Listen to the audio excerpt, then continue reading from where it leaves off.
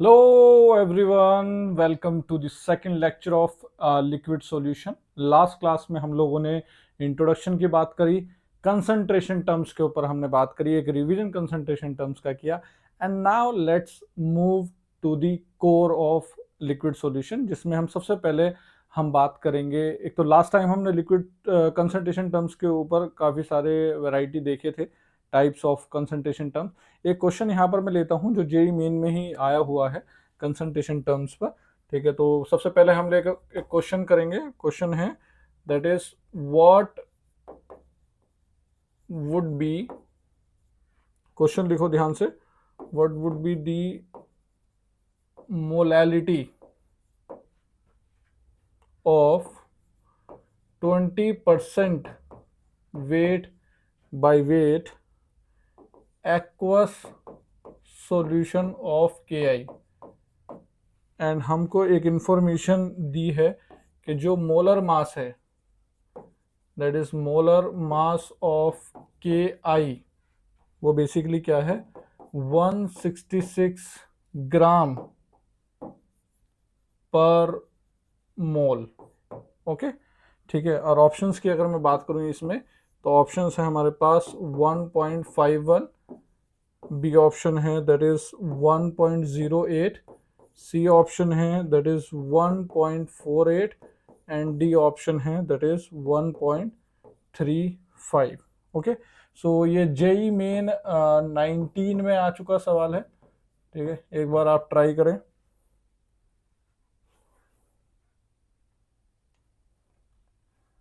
ठीक है, question idea लग पा रहा है कि बेसिकली क्या बोलने की कोशिश कर रहा है, करें डिस्कस। ठीक है, तो यहां पर अगर मैं बात करता हूं इस क्वेश्चन की, तो हमें 20% वेट बाय वेट जो दिया है, ठीक है, उसका मतलब समझना पड़ेगा। दैट इज 20% का मतलब क्या होता है, 20 ग्राम हमारा के आई है। ठीक है, इन 100 ग्राम क्या है हमारा सॉल्यूशन है। तो अगर मैं यहां से सॉल्वेंट की बात करूं, क्या बात कर रहा हूं, ये जो 20 ग्राम है ये कुछ नहीं है, सोल्यूट का मास है। अगर मैं सॉल्वेंट के मास की बात करूं तो वो क्या होगा, 100 माइनस 20, तो कितना हो जाएगा, 80 ग्राम हो जाएगा। देखो अब कहानी क्लियर है। ठीक है, अगर अब तुम्हें अगर आइडिया है परसेंटेज कंसंट्रेशन टर्म्स और इनका, तो आपको समझ में आ रहा है कि अब कहानी कुछ बची नहीं है, क्योंकि सॉल्वेंट तुम्हारे पास है, तुम्हारे पास सोल्यूट का मास है, के आई का भी मास तुमको दे रखा है। तो इसमें अगर मैं बात करता हूं कि मोलैलिटी जो है वो मेरी क्या होगी, मोल्स ऑफ सोल्यूट क्या होंगे, 20/166 whole divided by weight of solvent in KG, तो वो क्या होगा 80 डिवाइडेड बाय 1000, क्योंकि 80 क्या था, ग्राम था। इसको जब आप कैलकुलेट करते हो तो ये निकल कर आता है 1.51 मोल पर केजी। ठीक है, जो कि कहीं ना कहीं आंसर क्या रहेगा हमारा, ए रहेगा। ओके, क्लियर है बात यहाँ पर, चले आगे। ये एक बेसिक सा क्वेश्चन था जो कहीं ना कहीं जेई मेन में आया हुआ था। नाउ अब हम मूव करते हैं हमारे सोल्यूबिलिटी वाले पार्ट पर। ठीक है, तो हेडिंग डाली जाए, दैट इज सोल्यूबिलिटी। ठीक है, सोल्यूबिलिटी में अगर मैं बात करूं तो हमारे जो सॉल्यूशंस होते हैं सोल्यूबिलिटी के सेंस में तीन तरह से क्लासिफाई किए जाते हैं based on solubility. One is unsaturated, second is saturated, third is super saturated. ठीक है, तो सबसे पहले उनकी ही बात कर लेते हैं, that is types of solutions based on solubility. Okay, तो सोल्यूबिलिटी के सेंस में अगर मैं बात करूं, ठीक है, तो यहां हमारे पास तीन चीजें हैं। ठीक है, that is one is unsaturated, unsaturated solution. ठीक है, इसको हम लिख देते हैं अनसैचुरेटेड सॉल्यूशन। सेकंड होता है हमारा that is saturated solution and third one is super saturated solution. अगर हम एक बेसिक बात करें इनके बारे में तो यही है कि जब सॉल्यूशन में और सोल्यूट डिसॉल्व किया जा सकता है, दैट मीन्स वो अनसैचुरेटेड सॉल्यूशन है। जितना सोल्यूट डिसॉल्व किया जा सकता था एक गिवन अमाउंट में, वो अगर डिसॉल्व हो गया है तो दैट मीन्स वो सैचुरेटेड है। एंड अगर टेम्परेचर बढ़ाकर हमने और अमाउंट ऑफ सोल्यूट जो है डिसॉल्व करवाया है तो वो हमारा सुपर सैचुरेटेड है। तो यहाँ पर मैं एक डेफिनेशन जो है इन तीनों की यहाँ पर लिख देता हूँ आपके लिए, ठीक है। तो नोट डाउन करें इसको। तो अगर यहाँ पर बात करें दैट इज अनसैचुरेटेड में, तो हम लिखेंगे that is when more amount of solute can be dissolved at specific temperature and pressure, ठीक है। स्पेसिफिक टेम्परेचर एंड प्रेशर पर जब मोर अमाउंट डिसॉल्व किया जा सकता है दैट इज अनसैचुरेटेड। सैचुरेटेड की अगर मैं बात करूं तो इसमें लिखें that is when no more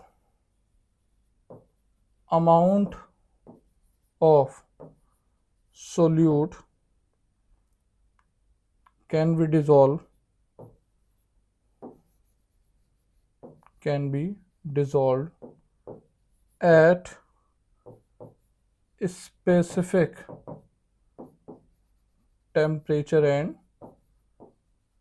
pressure, okay। and super saturated की बात करें तो that is when more amount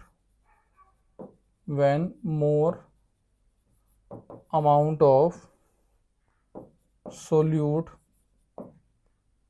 can be dissolved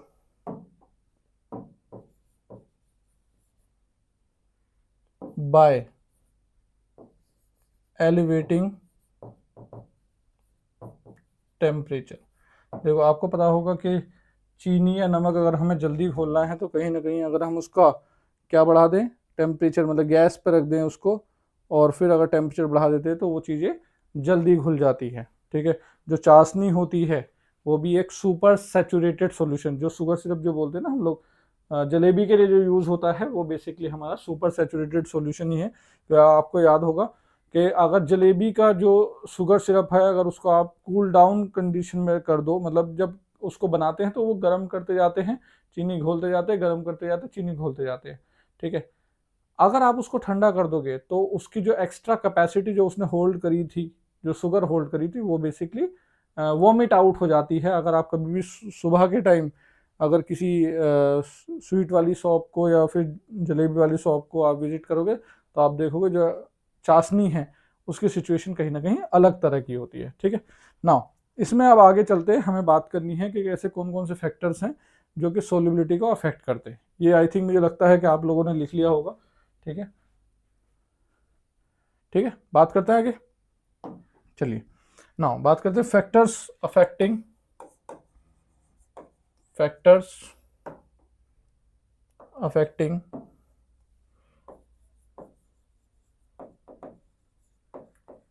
solubility of factors affecting solubility.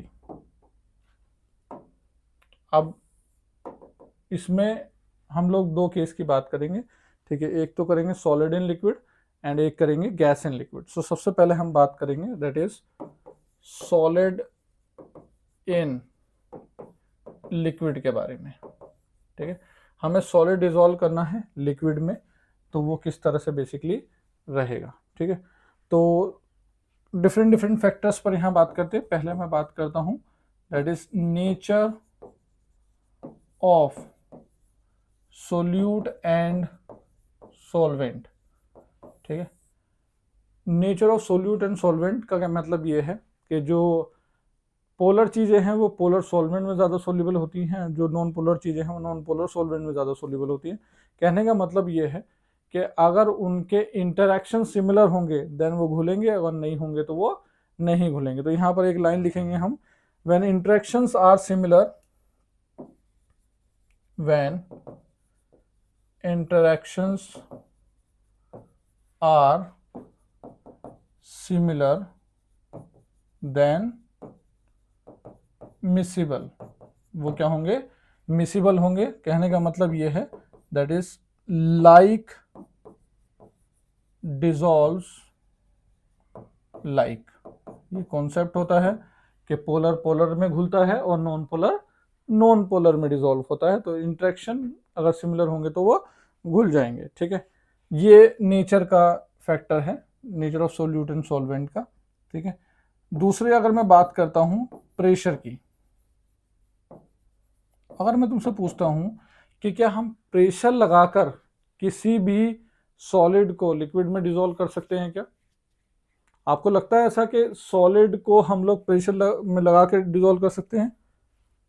क्या बोल रहे हो बताओ? बिल्कुल बिल्कुल। देखो प्रेशर क्या काम करता है, कंप्रेस करने का काम करता है, ठीक है। प्रेशर अगर हम लोग लगाएंगे, ठीक है, तो सिचुएशन क्या होने वाली है कि ना तो सॉलिड हमारा कंप्रेसिबल है और ना ही लिक्विड है। तो कहने का मतलब कोई सिग्निफिकेंट इफेक्ट जो है वो नहीं दिखेगा यहाँ पर। तो यहाँ पर लिखेंगे that is there is no significant change या effect as both solid and liquid are incompressible, ठीक है। दोनों ही सॉलिड और लिक्विड जो है वो इनकम्प्रेसिबल है, इसलिए हमारा प्रेशर का इस पे इफेक्ट नहीं पड़ता है। नाउ टेम्परेचर की अगर मैं तुमसे बात करूं कि टेम्परेचर का क्या फ़र्क पड़ना चाहिए, तो तुम बोलोगे सर बिल्कुल टेम्परेचर बदलने से तो सोल्यूबिलिटी बढ़नी चाहिए, क्योंकि हम अगर टेस्ट ट्यूब में भी कोई केमिकल डालते हैं और फिर उसको बर्नर पे हीट करते हैं तो वो एकदम सोल्यूबल हो जाता है, दैट मीन्स वो क्लियर सॉल्यूशन आ जाता है, ठीक है। तो टेम्परेचर की अगर मैं बात करूँ, टेम्परेचर में दो केस की बात करेंगे हम लोग, बट एक जनरल अगर मैं बात करूँ टेम्परेचर को लेकर, ठीक है, तो पहला कंडीशन ये है कि जो हमारा ये सोल्यूट प्लस सॉल्वेंट वाला जो डिसोल्यूशन है, सॉल्यूशन बनाने का प्रोसेस, ठीक है, इसका डेल्टा एच पे डिपेंड करता है। अगर ये डेल्टा एच क्या है, डेल्टा एच जनरली क्या होता है, पॉजिटिव होता है, मतलब ये क्या होता है, एंडोथर्मिक होता है, ठीक है। तो कहने का मतलब अगर हम टेम्परेचर बढ़ाते हैं तो हमारी जो सोल्यूबिलिटी है वो बढ़ती है। ये नॉर्मली होता है, हमने ऐसा ही देखा है, this is a common case. Generally हम हीट अगर देते हैं तो चीज़ें घुलती हैं, सॉल्ट घुलते हैं, नॉर्मल चीज़ें, मतलब जनरल सॉल्ट जो हमारे होते हैं। मैं अगर एग्जांपल लूँ कोई भी जनरल सॉल्ट का, जैसे KCl हो गया, ठीक है, या तो Na2SO4 हो गया, ये सभी तरह के सॉल्ट जो हैं हमारे हीट देने पर सोल्यूबल हो जाते हैं, ओके, ठीक है। नाउ अब मैं एक केस की और बात कर रहा हूँ, जब मेरा जो डेल्टा एच है वो क्या हो, निगेटिव हो, ठीक है। अगर मेरा डेल्टा एच निगेटिव होता है, here delta H is equal to negative, तो वो केस कौन सा है, दैट इज एक्सोथर्मिक का केस है। मतलब एक्सोथर्मिक जो खुद ही हीट रिलीज कर रहा है, खुद ही अगर हीट रिलीज कर रहा है तो उसको अगर आप हीट दोगे या टेम्परेचर बढ़ाओगे तो सोल्यूबिलिटी क्या होने वाली है हमारी, घटने वाली। तो ऐसे केस में टेम्परेचर बढ़ाने पर जो सोल्यूबिलिटी है वो घटती है। अच्छा ये कोई नॉर्मल केस नहीं है, this is a rare case, this is a rare case. ये क्या था, हमारा कॉमन केस था। इसका एग्जाम्पल मैं बता सकता हूँ बिल्कुल आपके लिए, एक स्पेशल एग्जाम्पल मैं निकाल के लेकर आया हूँ, and this is cerium sulphate. Cerium sulphate वो एक एग्जाम्पल है, ठीक है, जो कि इस प्रिंसिपल पर चलता है कि अगर टेम्परेचर बढ़ाते तो उसकी सोल्यूबिलिटी घटती है। बात क्लियर है, ठीक है। तो हमने यहाँ पर तीन फैक्टर जाने, तीन factor on the solubility of solid in liquid, ठीक है। इतनी ही कहानी बेसिकली हमारी सॉलिड एंड लिक्विड की होती है। नाउ आगे चलते हैं, इसमें आप लोगों ने शायद लिख लिया होगा इसको, ओके। तो ये बात करी हमने यहाँ पर, ओके। नाउ चलते हैं आगे, बात करते हैं हमारा that is gas in liquid की। तो नेक्स्ट जो सोल्यूबिलिटी है हमारी वो है गैस इन लिक्विड।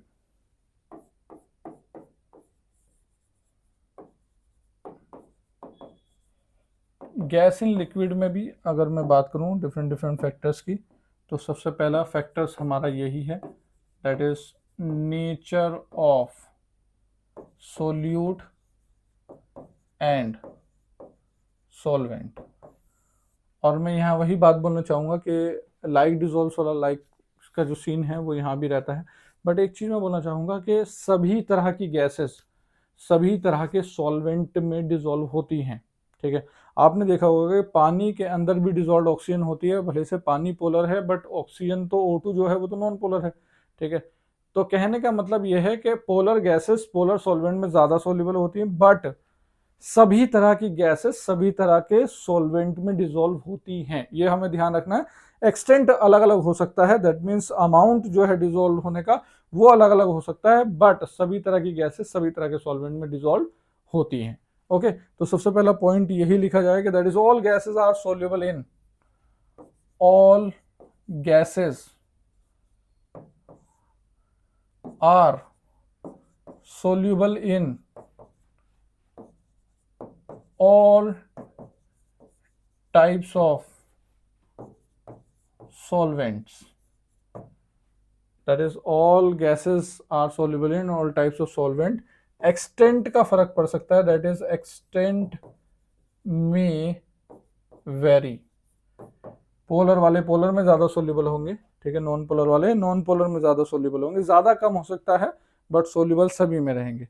अब मैं बात करता हूं इस अकॉर्डिंग कि जो हमारी पोलर गैसेस हैं, पोलर गैसेस कौन कौन सी, जैसे अमोनिया हो गया, HCl हो गया, H2S हो गया, इस तरह की गैसेस जो पोलर गैसेस हैं, that is are more soluble in polar solvent, polar solvents like water. ठीक है, देन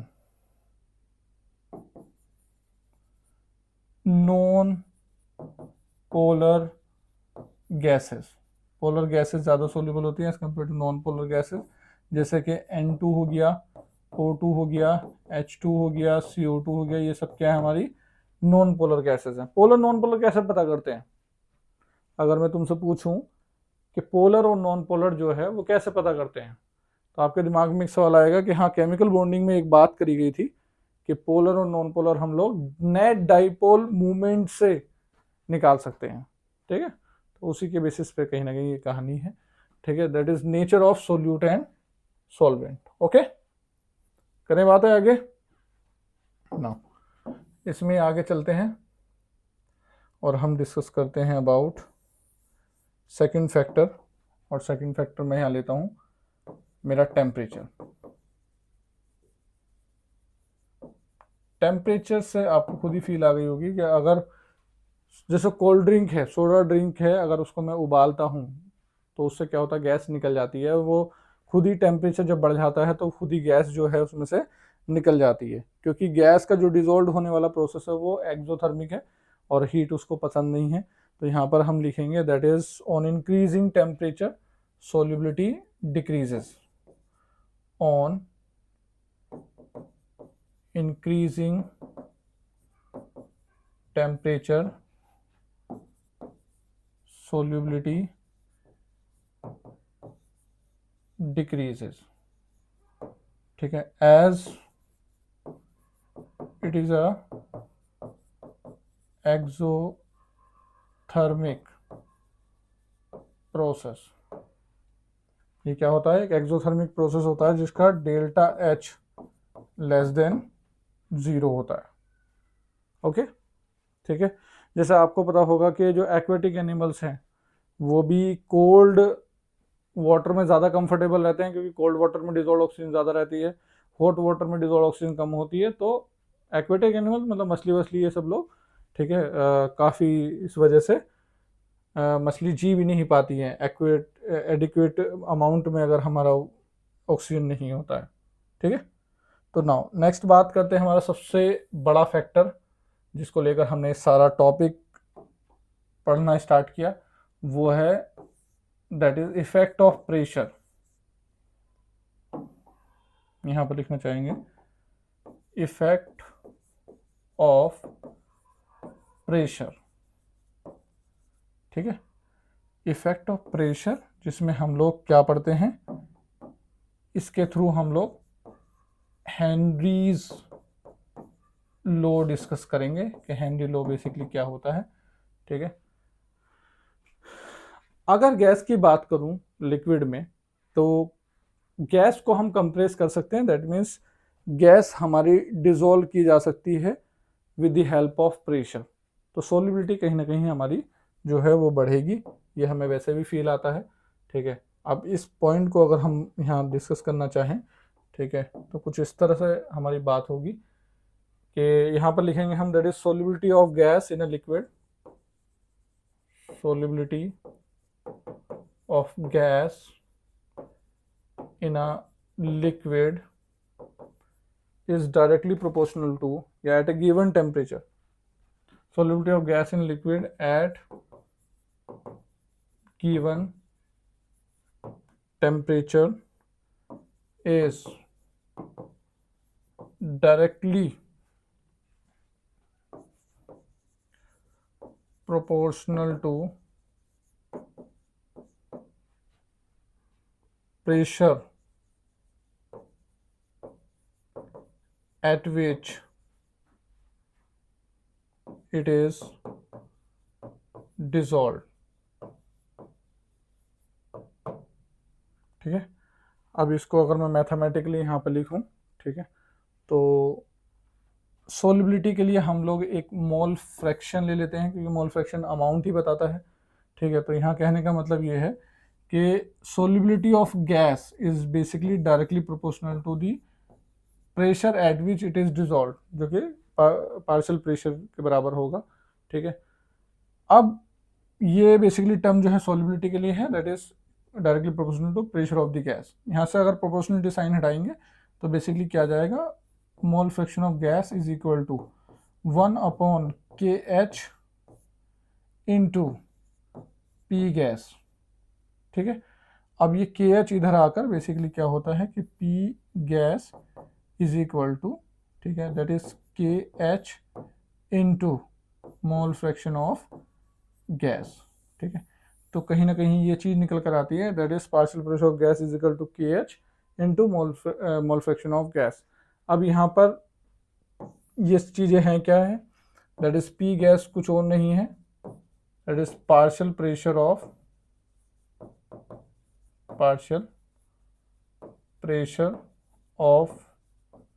गैस, ठीक है।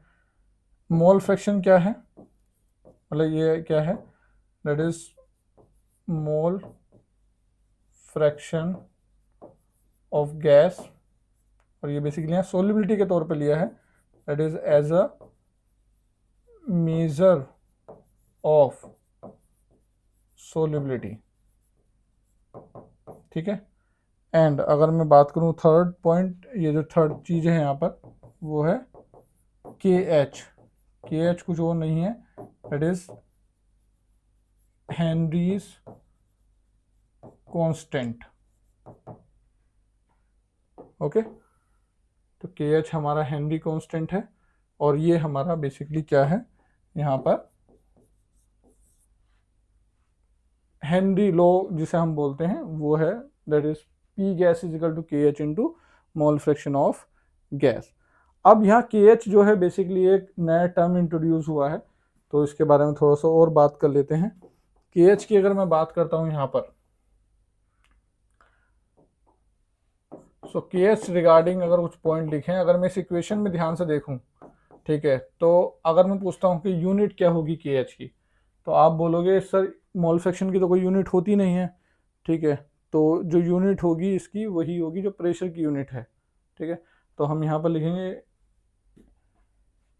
It's unit is basically unit of pressure, so unit of KH is equal to unit of pressure. अब वो चाहे pressure pascal में हो चाहे बार में हो, जिसमें भी हो वो यूनिट बराबर रहेगी, ठीक है।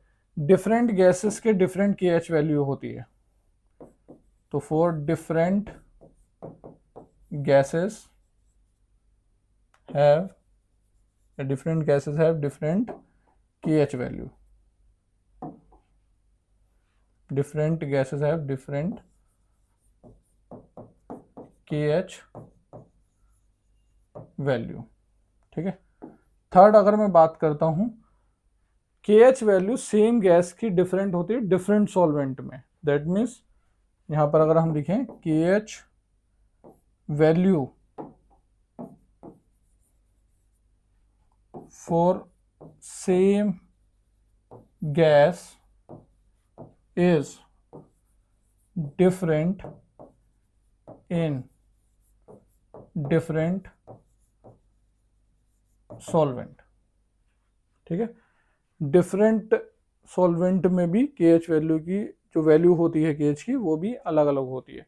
अच्छा, अगर मैं यहाँ पर तुम्हें इक्वेशन के हिसाब से बात करता हूँ कि यहाँ पर अगर मेरा सेम प्रेशर पर डिफरेंट डिफरेंट गैस को अगर मैंने डिजोल्व कराया है तो मेरा KH अलग अलग होगा।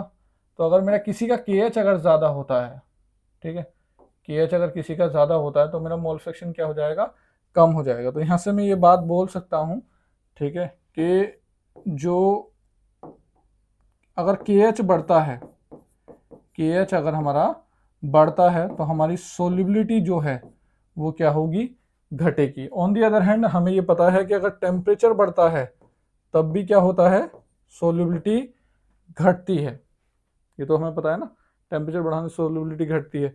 तो क्या मैं यहाँ से मैं रिलेट कर सके बोल सकता हूँ कि अगर टेम्परेचर बढ़ेगा तो दैट मीन्स KH बढ़ेगा। तुम्हें पता है ना, दुश्मन का दुश्मन क्या होता है, दोस्त होता है। तो कहीं ना कहीं यही वाली बात आ रही है यहाँ पर कि टेम्परेचर भी घटाता है और KH भी घटाता है। ठीक है, तो ये था KH के बारे में। अब हम थोड़ा सा हमारा जो हेनरी लॉ है उसको लेकर डिस्कस करते हैं यहाँ पर।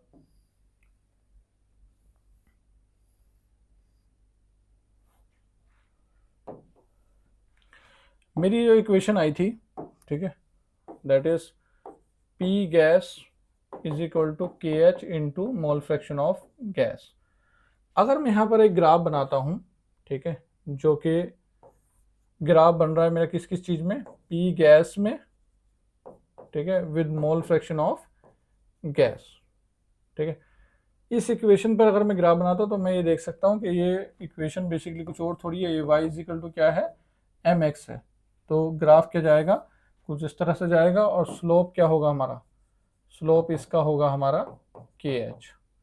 ठीक है, अब अगर यहाँ मैं मॉडिफाई करता हूँ सिचुएशन को और मैं बोलता हूँ कि इसमें log ले लेता हूँ, that is taking log both the side, दोनों साइड पर अगर मैं log ले लेता हूँ तो आप एक बार ट्राई करिए log लेकर क्या सिचुएशन बैठती है। तो log लेने पर यहाँ क्या हो जाएगा, लेफ्ट में क्या हो जाएगा, log of P gas is equal to log of KH plus log of mole fraction of gas. देख पा रहे हैं, ठीक है। और इस इक्वेशन के बेस पर अगर मैं एक और ग्राफ बनाता हूं, ध्यान से देखो जरा, ये है मेरा ग्राफ, ठीक है। अब ये ग्राफ किस किस के बीच में है, ये है log of pressure of gas, ठीक है, और मोल फ्रैक्शन ऑफ गैस। इन दो चीजों के बीच में बेसिकली ये ग्राफ है, ठीक है।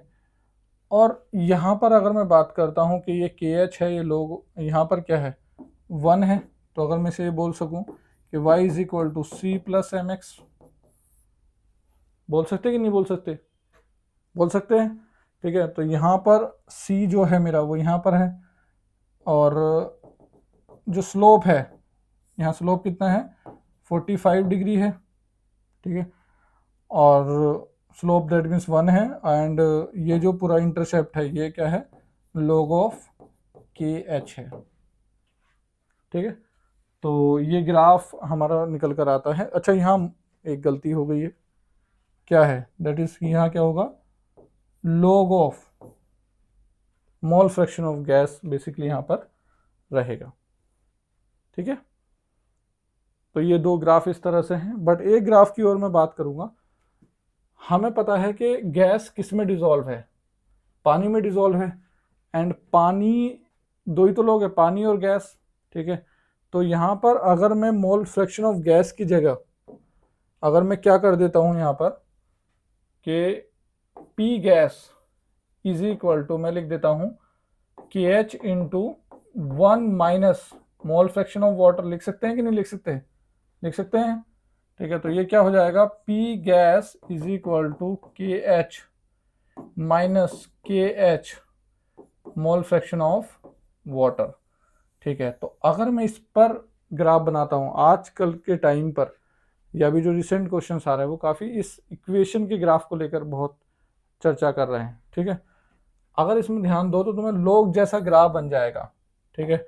लोग है नहीं इसमें, ठीक है। इसमें अगर मैं बात करूँ दिस इज पी गैस, ठीक है, और यहाँ पर अगर मैं बात करूँ मोल फ्रैक्शन ऑफ वाटर, ध्यान रखना यहाँ मोल फ्रैक्शन ऑफ गैस नहीं है, this is mole fraction of water. तो ग्राफ कहीं ना कहीं कुछ इस तरह से आएगा कि जिसमें इंटरसेप्ट जो है वो तो होगा के एच, एंड जो स्लोप है, ठीक है, वो क्या होगा, दैट इज माइनस ऑफ के एच, ठीक है। तो डिफरेंट डिफरेंट गैसेस के लिए ग्राफ पूछ लिया जाता है। ध्यान ये रहे कि हम कभी भी जब भी ग्राफ देखें हेनरी लॉ का, तो उसमें हम फोकस ये वाले पार्ट को करें कि हाँ अगर मोल फ्रैक्शन ऑफ गैस है, ठीक है, तो सिचुएशन अलग है, और अगर वाटर है तो सिचुएशन अलग है। ओके, नाउ अब अगर मैं लिमिटेशन की बात करता हूँ कि हेनरी लॉ कहाँ कहाँ काम नहीं करता है, ठीक है, तो अगर हम यहाँ डिस्कस करते हैं दैट इज लिमिटेशंस ऑफ, बुराई की थोड़ी बात कर लेते हैं, that is limitations of Henry's law, ठीक है। हेनरीज लॉ की लिमिटेशन की बात करें तो पहले तो मैं ये बोलूँगा कि ये सिर्फ और सिर्फ वैलिड है फॉर आइडियल गैस, ठीक है। अब देखो नॉर्मली तो आइडियल गैस कुछ होती नहीं है, तो कहीं ना कहीं हम रियल गैस को आइडियली बिहेव कराकर अप्लाई करते हैं। तो कोई भी गैस आइडियली बिहेव करती है कौन सी कंडीशन पे, high temperature and low pressure. High temperature and low pressure पे हमारी कोई भी गैस क्या बिहेव करती है, आइडियल, क्योंकि टेम्परेचर बढ़ाओगे तो रैंडम मोशंस बहुत ज़्यादा होंगे, प्रेशर कम करोगे तो वॉल्यूम ज़्यादा होगा, तो कहीं ना कहीं एक पार्टिकल दूसरे से इंटरेक्ट ही नहीं कर पाएगा, और वही बेसिकली आइडियल बिहेवियर होता है जब फोर्स ऑफ इंटरेक्शन कुछ नहीं होता है, ठीक है। दूसरी अगर मैं बात करूं, ठीक है, तो ये वैलिड होता है लो सोल्यूबिलिटी के लिए, मतलब ऐसी गैसेस जो लो सोल्यूबिलिटी शो करती है उनके लिए हेनरी लॉ लेता लगता है। तो valid for low solubility, low solubility gases, that means non polar तो ज़्यादा सोल्यूबल होती है, तो हम यहाँ लिखेंगे नॉट फॉर, जैसे अमोनिया हो गया, HCl, इस टाइप की गैसेस के लिए, मतलब पोलर गैसेस के लिए ये कहानी नहीं है, ठीक है, क्योंकि पोलर गैसेस जो होती हैं वो ज़्यादा सोल्यूबल होती हैं, तो ज़्यादा सोल्यूबिलिटी के साथ एक्सपेरिमेंटल और थियोरेटिकल डेटा मैच नहीं कर पाता, इसलिए हेनरी लॉ काम नहीं कर पाता है, ठीक है। अच्छा, इसमें एक चीज़ का ध्यान रहे कि गैस जो है लिक्विड में जाकर डिसोसिएट नहीं करनी चाहिए, that is the gas should never dissociate, should never dissociate in the liquid, okay, ठीक है, लिक्विड में डिसोसिएट गैस को नहीं बेसिकली करना चाहिए, ठीक है। अच्छा, यहाँ पर मैं एक एप्लीकेशन पॉइंट पर अगर बात करूँ तो जैसे सोडा ड्रिंक है, हेनरी लॉ की एप्लीकेशन पे बात कर रहा हूँ, जो सोडा ड्रिंक है वो हमारी हाई प्रेशर पर डिजोल्व कराई जाती है, तो cool temperature and high pressure basically रखा जाता है कि प्रेशर बढ़ेगा तो गैस अगर फिक्स कर दी है, ठीक है, हम क्या बात कर रहे हैं यहाँ पर कि जो हेनरी लॉ है,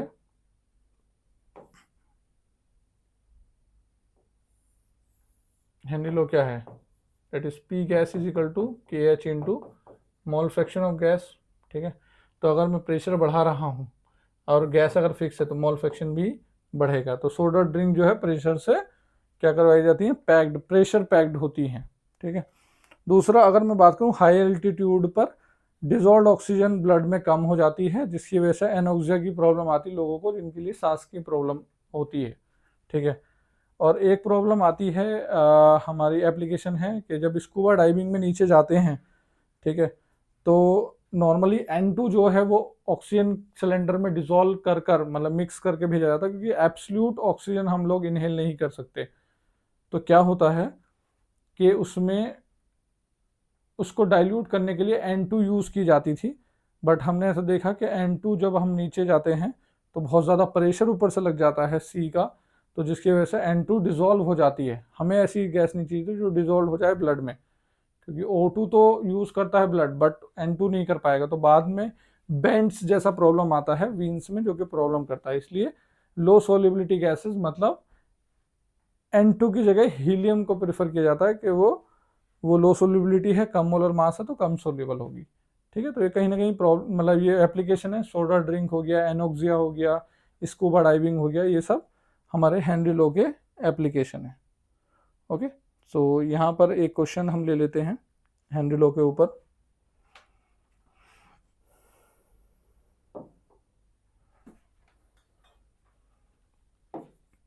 क्वेश्चन कुछ इस तरह से है कि हमारे पास हमसे कैलकुलेट कराया जा रहा है KH, ठीक है, और वो भी किस में, इन pascal,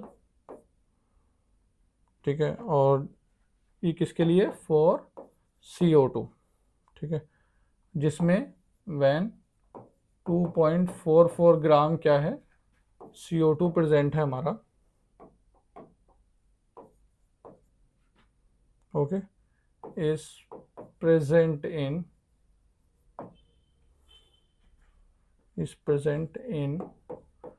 500 gram of water under 3.2 bar pressure at 298 kelvin as, ठीक है। अब ये हमें बताना है बेसिकली, ठीक है, ऑप्शंस भी हैं बट हम डायरेक्टली कैलकुलेट इसको करें। हमारे पास CO2 दिया हुआ है, हमें KH पास्कल में पूछा गया है, हमारे पास वाटर है, तो हम यहाँ क्या कर सकते हैं बताइए। हम यहाँ पर अगर बात करते हैं हमारे P gas is equal to KH into mole fraction of gas की, तो हमारे पास प्रेशर है 3.2 बार, जिसको हम लोग क्या लिख सकते हैं, 3.2 इंटू 10⁵, क्योंकि एक बार में कितना पास्कल होता है, 10⁵ पास्कल होता है, ठीक है। 1 bar is equal to 10⁵ pascal, ठीक है। तो यहाँ पर अगर मैं बोलता हूँ P गैस, जो कि क्या होगा 3.2 into 10⁵ is equal to KH हमें निकालना है। मोल फ्रैक्शन ऑफ CO2 की अगर मैं बात करता हूँ तो वो होगा 2.44 अपॉन CO2 कितना होता है 44 whole divided by 2.44 upon 44 plus 500 by 18। तो यहाँ से जो KH निकल कर आता है मेरा, वो निकल कर आता है अराउंड 1.6 इंटू 10⁸ ओके, ठीक है।